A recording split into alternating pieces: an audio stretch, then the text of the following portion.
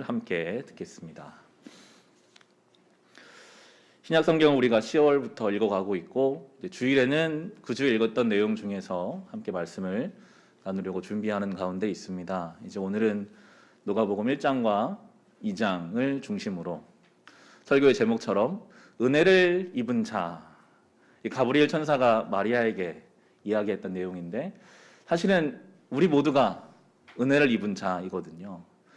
그래서 은혜를 입은 자는 어떤 사람들인지 마리아를 포함한 누가복음 1, 2장에 나오는 몇 인물들을 통해서 함께 살펴보고자 합니다.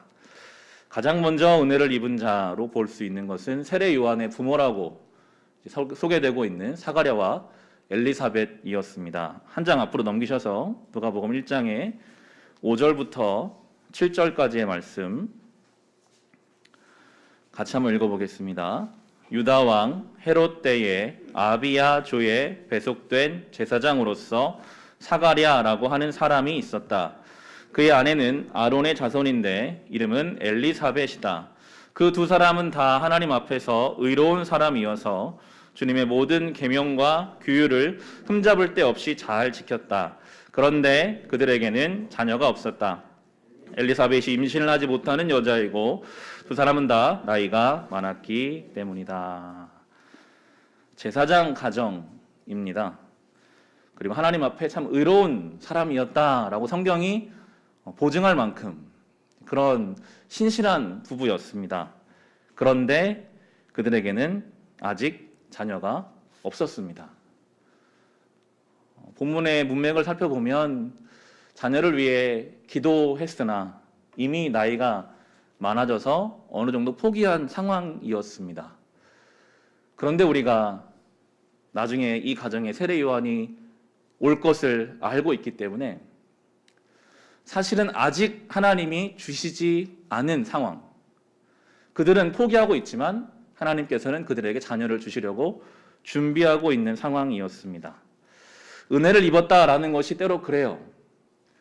교회 가면 계속 우리에게 은혜 입은 사람, 사랑받은 사람이라고 말씀은 하시는데 막상 나의 삶을 돌아보면 이 사가랴와 엘리사벳처럼 이 옆에 가정은 자녀가 막 여러 명이 있는 가정도 있는데 우리는 원하는데 기도하는데 주시지 않는, 그래도 좀 은혜를 받았다고 하면 평균 이상은 돼야 될 것 같은데 평균이라도 돼야 될 것 같은데 평균보다 못한 것 같은, 그런데 또 은혜를 받았다고 하시니까 답답함을 느낄 때가 있습니다. 이게 정말 은혜 받은 삶인가? 그런데 우리에게는 그런 소망이 있죠. 아직 그 은혜의 조짐이 보이지 않을지라도 하나님의 때가 되면 그 은혜를 우리 누리게 될 것입니다. 이 가정에 하나님이 세례 요한을 보내주셔서 이 누가복음 서두에 그 가정을 쓰신 것처럼 은혜를 입은 자들의 특징이 있다면요, 지금 내 눈에는 내가 은혜 받았는지 안 받았는지 모를 정도로 삶에 뭐 별다른 채워짐이 없다 할지라도 소망함, 내가 하나님의 그 은혜를 향해 오늘 나아가고 있는 중이지, 하나님은 내가 알지 못하는 때에 나에게 그것을 베풀어 주시는 주님이시지라고 소망하며 그 길을 갈 수 있는 사람들이 바로 은혜를 입은 자들인 것입니다. 그때가 되었습니다. 이 사가랴에게 가브리엘 천사가 나타나서 이제 하나님의 계획을 계시합니다. 13절부터 17절도 같이 읽어보겠습니다. 천사가 그에게 말하였다. 사가랴야, 두려워하지 말아라. 내 간구를 주님께서 들어주셨다. 내 아내 엘리사벳이 너에게 아들을 낳아줄 것이니 그 이름을 요한이라고 하여라. 그 아들은 내게 기쁨과 즐거움이 되고 많은 사람이 그의 출생을 기뻐할 것이다. 그는 주님께서 보시기에 큰 인물이 될 것이다. 그는 포도주와 독한 술을 입에 대지 않을 것이요 어머니 뱃속에 있을 때부터 성령을 충만하게 받을 것이며 이스라엘 자손 가운데서 많은 사람을 그들의 주 하나님께로 돌아오게 할 것이다. 그는 또한 엘리야의 심령과 능력을 가지고 주님보다 앞서 와서 부모의 마음을 자녀에게로 돌아오게 하고 거역하는 자들을 의인의 지혜의 길로 돌아서게 해서 주님을 맞이할 준비가 된 백성을 마련할 것이다. 아멘. 얼마나 영광스럽고도 기쁜 말씀입니까? 하나님이 너의 기도에 응답하셨다. 너희 가정이 구한 것처럼 자녀를 주실 것이다. 그냥 자녀도 아니고 주님의 길을 예비할 그 말라기 선지자가 이야기했던 그런 자가 너희 가정에 허락될 것이다.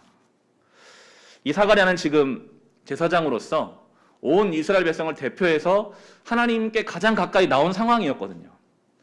그는 어깨에 모든 이스라엘 백성의 기도 제목을 가지고 주님께로 나온 상황이요, 영광스러운 하나님의 응답이 들려진 상황입니다. 그런데 그의 반응은 어땠을까요? 18절 보시면요, 사가랴가 천사에게 말하였다. 어떻게 그것을 알겠습니까? 나는 늙은 사람이요 내 아내 나이가 많으니 말입니다.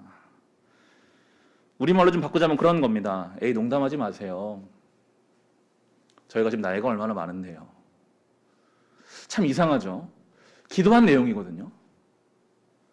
그리고 지금 모든 사람들의 어떤 영적 대리자로 그 앞에 나온 사람인데도, 하나님을 가장 가까이서 마주하고 있는 사람인데도 하나님이 그 크신 계획, 하나님께서 너희 가정에 자녀를 주실 것이다 말씀하셔도 내 생각이 있어서 안 될 거라는 거예요. 그게 가능하겠습니까?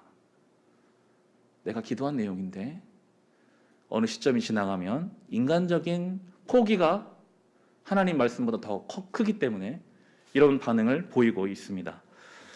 때로 내가 그렇지 않은가 생각해 보게 되더라고요. 우리는 다 제사장들입니다. 언제든지 우리는 주의 이름으로 기도할 수 있는, 이 사가랴가 지금 주님 앞에 간 것처럼 저와 여러분은 언제든지 주님 앞에, 바로 앞에 나와 있는 사람들이거든요. 기도해요. 우리는 하나님 이렇게 해주세요. 하나님 이렇게 되기를 원합니다. 그런데 기도하면서도 막상 내 인간적인 어떤 한계선을 넘어서면 기도한 내용도 믿으려 하지 않는 그런 믿음 없는 모습들이 우리에게도 있는데, 그런데 감사한 것은 하나님이 너 믿음 없으니까 모든 계획 취소다. 너는 믿음 없으니까 받을 자격이 없다. 그렇게 하시지 않았어요. 믿음이 없어도 하나님 무슨 소리십니까? 저희가 나이가 얼만데요. 불가능합니다 라고 말해도 그를 끌고 그 은혜의 자리로 이제 가시기 시작하시거든요. 그게 은혜를 입은 자들의 놀라운 삶입니다. 주님의 그 계획을 믿음으로 따라가지 못하는 나의 믿음 없음까지도 주님 붙잡아서 이끌어 가시는데, 한 가지 이 사가랴가 그 아이가 태어날 때까지 말을 못하게 입술을 막으셨어요. 이것이 또 은혜를 입은 자들의 귀한 하나님의 섭리이고 선물인 것 같습니다. 19절 20절부터 보겠습니다. 19절 20절 보시면 천사가 그에게 말하였다. 나는 하나님 앞에 서 있는 가브리엘인데 나는 내게 기쁜 소식을 전해주려고 보내심 받았다. 보아라, 그때가 되면 다 이루어질 내 말을 내가 믿지 않았으므로 이 일이 이루어지는 날까지 너는 벙어리가 되어서 말을 못하게 될 것이다. 24, 25절에 보시면 그 뒤에 얼마가 지나서 그의 아내 엘리사벳이 임신하고 5달 동안 숨어 살면서 이렇게 말하였다. 주님께서 나를 돌아보셔서 사람들에게 당하는 내 부끄러움을 없이 해주시던 날에 나에게 이런 일을 베풀어 주셨다. 말씀대로 되었습니다. 그 가정의 생명이 잉태되었습니다. 엘리사벳이 그런 이야기를 하죠. 사람들이 나를 부끄럽게 했다. 아마 사람들이 주변에서 오랜 시간을 수군거렸겠죠. 저 가정은 참 신실해 보이는데 뭔가 아무도 모르는 죄를 지었으니까 저렇게 구해도 자녀가 생기지 않는 거 아닐까. 저렇게 신실하게 살면 뭐래. 우리 가정에 있는 것이 저 가정에는 없는데. 이런저런 이야기들을 아마 그는 들으며 살았을 것입니다. 하나님의 때가 되니까 이제 갚아주시는데요. 저는 이 사가랴의 입술을 막으신 게 은혜라는 생각이 들더라고요. 때로 우리는요, 아무리 성경이 우리에게 뭔가를 말씀하셔도 내 생각대로 일이 되지 않으면 우리의 입술로 불평을 막 쏟아내요. 누군가를 원망의 말을 쏟아내요. 책임을 누구에게 전가시켜요. 그런데 이 사가랴처럼 성령께서 우리의 그 모든 불평과 원망과 책임 전가의 말을 멈춰주시고, 사가랴가 이제 말을 못하니까 그냥 보는 거거든요. 하나님 말씀이 어떻게 이루어져 가는지. 정말 그 말씀대로 아이를 가질 수 없는 자기 아내가 아이를 잉태하게 되고, 지금도 노사는 위험성이 높거든요. 그 당시에도 아마 어느 연령 이상의 아이가 생겼을 때 많은 산모나 아이들이 죽었을 것입니다. 그런데 그 아이가 건강하게 태어나고 그때 이제 그 입술이 풀리거든요. 바라기는 성령께서 우리의 입술을 주관해 주셔서 우리의 입술로 수없이 쏟아내는 불평과 원망과 책임전가의 말들이 멈춰지고 내가 이런 말 하면 안 되지. 내가 은혜를 입은 자인데. 내 생각과 달라도 하나님 오늘도 일하고 계실 텐데. 하나님 전능하신데. 그 생각이 우리 안에 퍼뜩 들어오면 우리도 사가랴처럼 우리 입술이 잠잠해질 것입니다. 그리고 우린 볼 것입니다. 하나님 어떻게 일하시는가. 그 말씀이 어떻게 우리의 삶을 인도하시는가.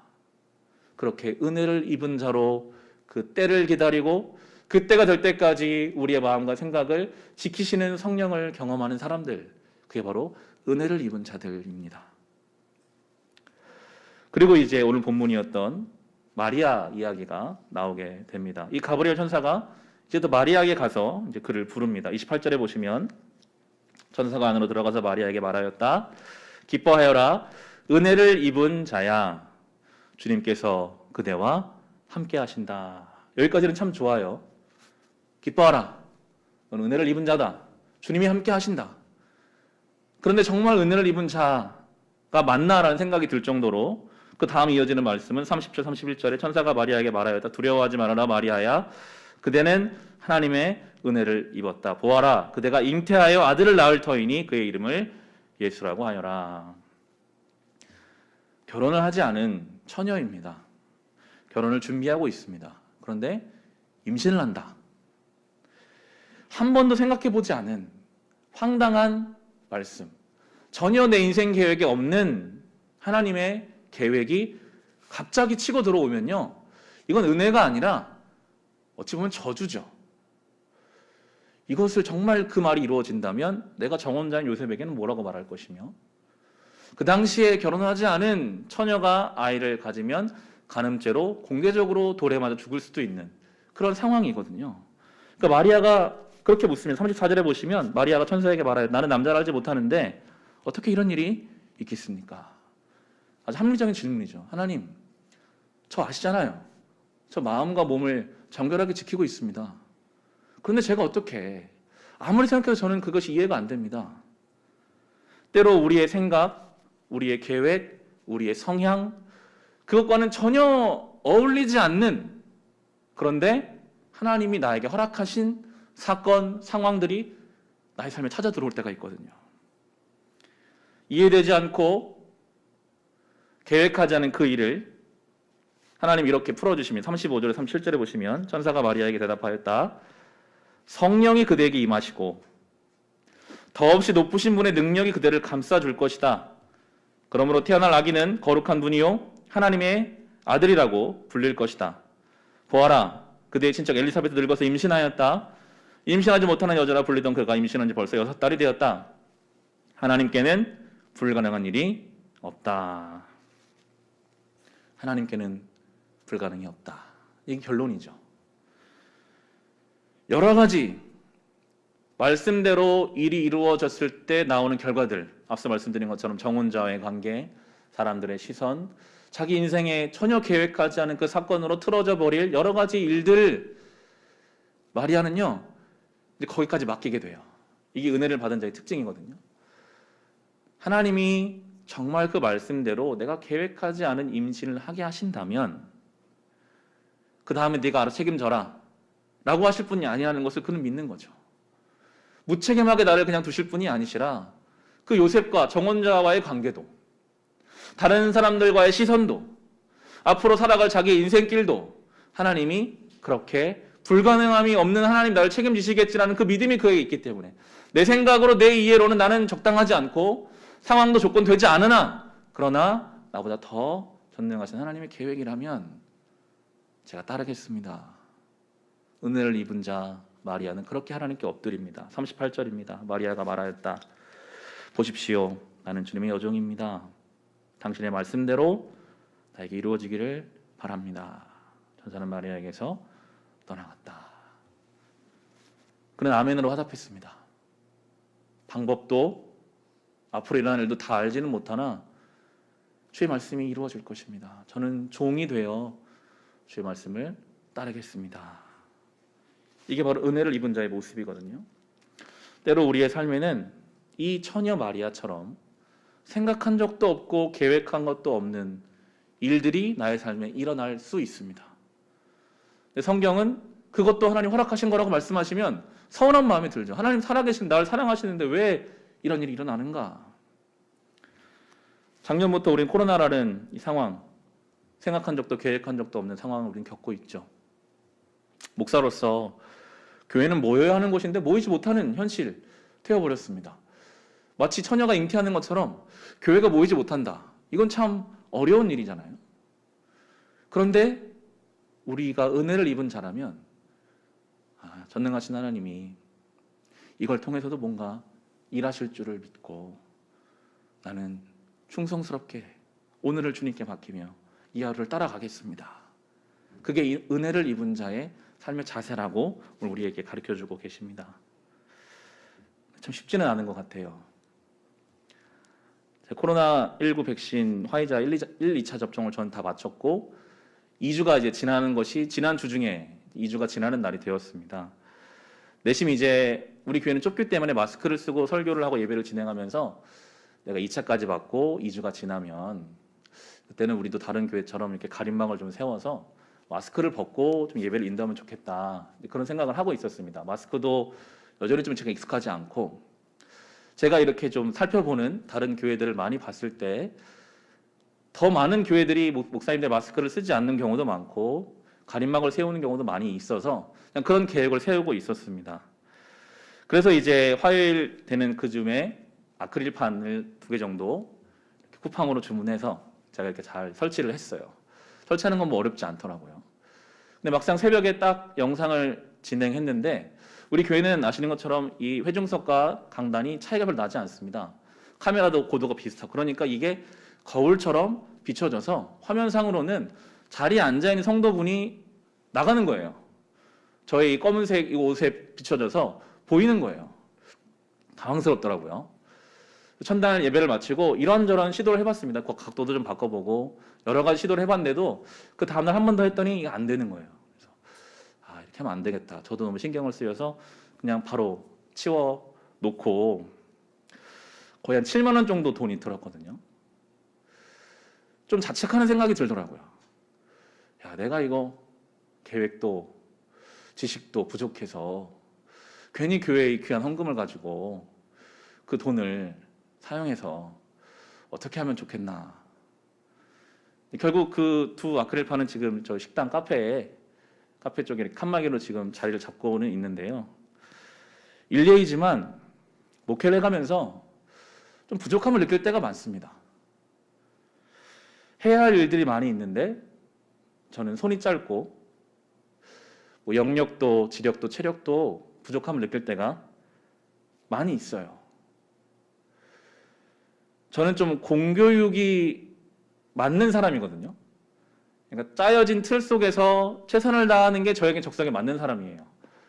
장남으로 태어났고 뭔가 모범생 스타일이거든요. 저는 목회를 하면서도 그래서 개척할 거라는 생각은 못 해봤어요. 좀 개척자 정신이 있는 사람이 아니라 그냥 주어진 교회의 틀 속에 들어가서 열심히 할 수 있는 것이 자신 있는 사람이었는데 그런 일들 이번 주에 그런 일 겪으면서 하나님 저 개척 안 맞는 사람이잖아요. 저는 새로운 거 시도하는 것도 힘들고 아이디어도 없고 창의력도 없는 사람. 저는 그냥 기존 교회에 가서 거기서 성실하게 열심히 하는 게 더 맞는 사람인데 왜 저에게 이런 일들을 주십니까까지 이게 가게 되더라고요. 마치 그 마리아가 내가 처녀인데 내가 왜 잉태해야 합니까? 그런 심정인 저에게 그 다음 수요일 이 누가복음 1장에 마리아에게 하시는 이 말씀 개역성경에 보면 이렇게 나오죠. 은혜를 받은 자여 평안할지어다 주께서 너와 함께 하시도다. 그 새벽에 그건 저에게 주시는 말씀이었어요. 야, 네가 능력으로 하냐? 네 성향으로 하냐? 너가 가진 재능으로 하냐? 아니다.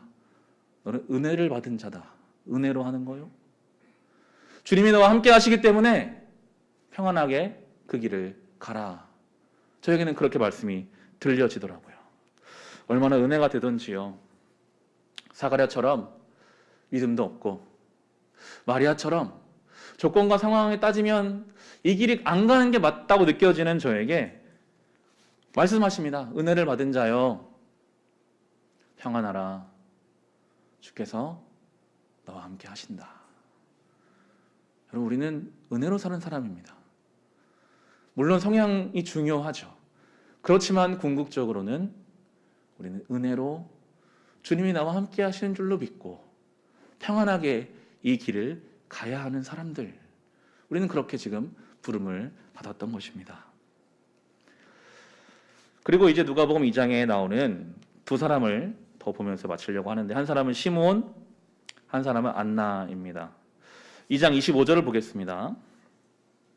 누가복음 2장 25절에 보면 시므온이라는 사람이 이렇게 설명합니다. 그런데 마침 예루살렘에 시므온이라는 사람이 있었는데 그 사람은 의롭고 경건한 사람이므로 이스라엘이 받을 위로를 기다리고 있었고 또 성령이 그에게 임하여 계셨다. 시므온을 설명하는데 의롭고 경건한 사람, 이스라엘이 받을 위로를 기다리는 사람, 자기의 위로가 아니라 내가 속한 공동체와 이 나라의 위로를 기다리는 사람이 이 시므온이었어요. 보통 말라기 이후로 예수님 때까지 400년간의 암흑기, 영적 암흑기라고 하거든요. 하나님 말씀하지 않으시고 영적으로 타락한 시대였는데도 그 중에는 시므온 같은 사람이 있었어요. 자기의 문제를 뛰어넘어 하나님이 언제 이 깜깜한 시대에 이 나라를 위로할 것인가 하는 것을 기도하는 사람, 시므온 같은 사람이 있는 거예요. 그가 이제 아기 예수를 만나 뵙게 됩니다. 그리고 그 아기 예수를 안고 하나님이 우리를 버리지 않으셨구나, 하나님이 우리를 위로하시는구나 응답받거든요. 27절 32절 같이 한번 읽어보겠습니다. 27절부터 32절 같이 읽어보겠습니다. 그가 성령의 인도로 성전에 들어갔을 때에 마침 아기의 부모가 율법이 정한 대로 행하고자 하여 아기 예수를 데리고 들어왔다. 시므온이 아기를 자기 팔로 받아서 안고 하나님을 찬양하여 말하였다. 주님, 이제 주님께서는 주님 말씀을 따라 이 종을 세상에서 평안히 떠나가게 해주십니다. 내 눈이 주님의 구원을 보았습니다. 주님께서 이것을 모든 백성 앞에 마련하셨으니 이는 이방 사람들에게는 계시하는 빛이요 주님 백성 이스라엘에게는 영광입니다. 아멘. 예수님의 공생애는 30살에 시작하시기 때문에 주님의 구체적인 사역은 30년이 지나 일어날 것이고 아마 시므온은 그것을 못 보고 세상을 떠났을 것입니다. 그런데 그는 그냥 그 아기 예수를 보고 하나님이 하실 일들을 봤어요. 알았어요. 하나님이 내가 평생 기도한 제목에 듣지 않으시는 것 같았을 거거든요. 아무리 그가 기도해도 성전은 타락하고, 얼마나 그 당시 성전 종교가 타락해 있었는지요. 사람들은 하나님 없는 것처럼 살아가는 이 시대 속에서 그는 상실감을 느꼈을 것입니다. 내가 이렇게 산다고 달라질까? 그런데 하나님이 그의 기도를 듣고 계셨던 거예요. 하나님이 나를 위로하시는구나. 안 들으시는 줄 알았는데, 답이 없는 줄 알았는데, 그 아기 예수를 보면서 그는 많은 위로를 받습니다. 하나님 감사합니다. 저는 이제 죽어도 여한이 없습니다. 나에게 응답하여 주셨습니다. 이어지는 안나 선지가 똑같습니다. 36에 38절 같이 읽어보겠습니다.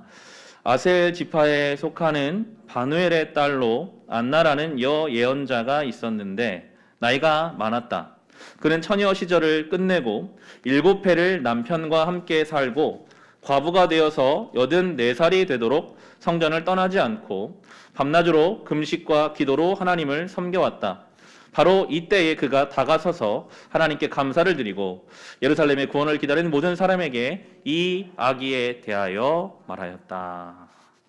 이어 선지자 안나, 일찍 혼자 되어 평생을 성전에 살았던 그도 그 아기 예수를 보고 예루살렘의 구원을 기다리는 모든 사람들에게 말하기 시작합니다. 예루살렘이 이제 구원을 얻을 것입니다. 저 아기가 우리를 구원할 것입니다. 참 놀라운 게요. 예수님이 공생의 기간 내내 말씀하시고 기적을 베푸시고 십자가에서 죽으시고 부활하셔도 안 믿는 사람이 많았어요. 그런데 이 시므온과 안나는요, 그냥 그 아기만 보고 하나님의 역사를 아는 거예요. 이게 은혜를 입은 자들의 특징이거든요. 이건 그들이 어떤 영적으로 뛰어나서가 아니라 하나님이 보여주신 거죠. 우리의 삶에 우리가 오랫동안 기도했고 기다렸고 바라는 것들, 그런데 하나님이 뭔가 들어주시지 않는 것만 같고 주변을 둘러봐도 아무 변화가 없는 것 느껴지는 그때에 때로 이 아기 예수처럼 작은 것 하나의 변화만으로도 우리는 위로를 경험할 수 있는 사람들입니다. 하나님 내 기도를 들어주시는구나, 듣고 계시구나.